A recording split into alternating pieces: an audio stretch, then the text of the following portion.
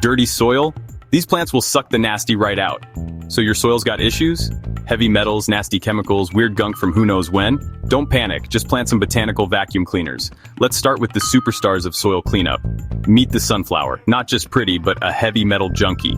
It slurps up lead, arsenic, even uranium.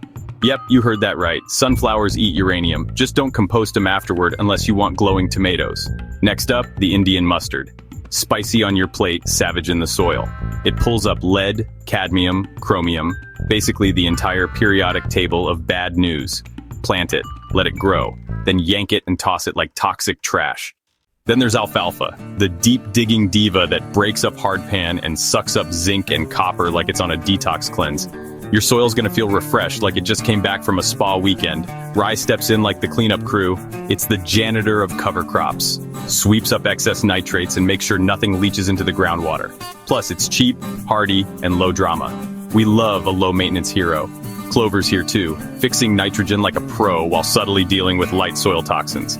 It's like that friend who helps clean up after a party without being asked. But wait, there's fungus among us.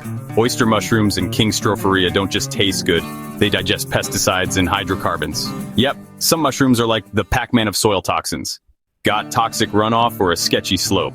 Try vetiver grass or switchgrass. They don't remove the gunk, but they lock it in place like a vault. That stuff's not going anywhere on their watch. And let's not forget the squad that supports the cleanup. Buckwheat mobilizes nutrients and gives pollinators a snack.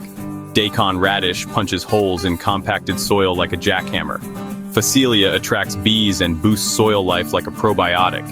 Marigolds are the bouncers, kicking nematodes and pathogens to the curb. Now here's the fine print. Don't compost the bad stuff, bag it and trash it. Phytoremediation takes time, sometimes years. Test your soil before and after like a responsible dirt wizard. And remember, healthy soil isn't just about what you put in, it's about what your plants can take out.